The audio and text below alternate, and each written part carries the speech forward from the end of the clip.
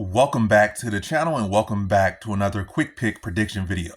In this video, I'll be predicting the women's strawweight bout on the Contender Series between Leslie Hernandez versus Julieta Martinez. And how do I feel about this one right here? Is I'm going low confidence Julieta Martinez. And wherever the odds at in this one, either this really you just go on this fight, you want a coin flip. Like you want pretty much 50-50 odds, just bet on dog. They won't be a bad pick. That's good enough for you, 50-50 odds, because it's really not a whole lot on either of these women. We've been honest. Martinez, she's undefeated, but record sketchy. Level competition is sketchy. Martinez, yeah, that's Martinez. Leslie Hernandez, Julieta Martinez competition is Julieta Martinez, Leslie. The names kind of get merged, but it's Leslie Hernandez versus Julieta Martinez. And I'm picking Julieta Martinez, low confidence, but Julieta Martinez, her level of competition is kind of questionable. They both their competition has been like nothing spectacular, so it's like you can't really knock the other one. Like, oh, her competition is this, her competition. They're both competition. Both of their competition is not good. I'm gonna say that. By no means the level of competition that they have fought has will say anything that's going to prepare them for real legit UFC competition. This is the biggest fight of both their careers. This is the highest level of both their careers. They're both young. And Julieta is in that range where I don't like these like 20-year-old to 23-year-olds. Typically, unless they're spectacular. She's 20 years old. I don't like that age. I feel like Leslie Hernandez, she's at a good age, 26. I feel like that's a great age to be on here on the Contender Series. Whereas I feel like Julieta Martinez like 3-4 years too soon. But yeah, I'm picking her to win. When you look at the only loss of Leslie Hernandez's career, I think it was her debut. She lost to a Taekwondo specialist. And what does Julieta Martinez specialize in? And that's in Taekwondo. That's her main specialty. She's kickboxing, kicking. That's one of her strengths is kicking.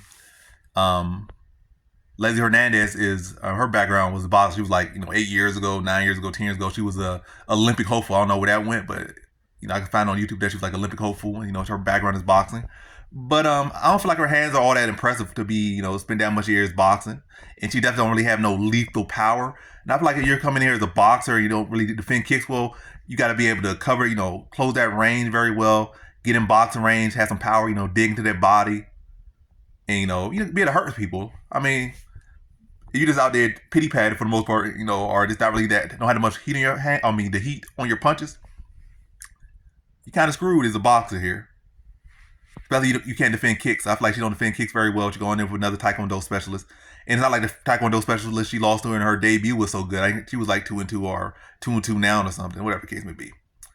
And another thing, Julieta Martinez, her record is kind of sketchy, but it seems she got some connections because her I saw from another YouTuber, like they said, oh, that's gonna be a whole nother 3 minutes. I start going into that depth for that, but either way, this fight, there's no way to really say, no matter how much intel you get or don't get, this is really not much out there relevant anyway. Again, at the end of the day, this is a toss-up fight. So I really don't care. It's literally a toss-up fight. There's not enough intel out there. There's not enough footage out there, whether they head footage or not head footage. The level of competition have been fighting been mediocre. Julieta Martinez, I think the person with the most, the best looking record on her resume, was 7-0 when she fought her, but it's really like a 4'11", 4'10" lunch lady. So I don't know what level of mediocre competition she's been fighting, but it's like jokish competition on both ends for the most part. But it seemed that Julieta Martinez at least had some type of push, because if her manager owned that league and was able to, get them to take all her fights down so that her opponent cannot see the footage, and so maybe they had some money trying to push this Argentina fighter, and enough so if it goes to a close decision, they're gonna lean her way. So maybe she got some favoritism. She got some favoritism clearly in that league because that was owned by her manager, and so maybe over here that they'll be able to push her enough that if it goes to a split decision, it's going to go her way. So, yeah, already close pick-em fights. So I'm going to lean to the person who undefeated, lean to the person who has a style that, the style that was the result or led to the only loss of the other fighter's resume, which was to a Taekwondo specialist. And also the one who has, I guess, some type of managerial hands and things. The manager has hands and things that maybe they can put some money in some judges' pockets, like little $1,000 here, little $2,000 there, if it goes to split decision or something, and it goes the way of their fighter. But either way, I see like pretty mediocre fight, maybe fun, but a mediocre level fight that's gonna go to a close decision. And either way, I think they might let Hernandez in if she wins. to the UFC, but I feel like it's gonna be for Julieta Martinez. If she wins, and most likely will win a greasy split decision, they probably gonna make her come on here again and probably give her a straight up can so she could look good and get her into the UFC. But I see this going to a close split decision and it going Julieta Martinez's way. So in this one, I have Julieta Martinez via decision.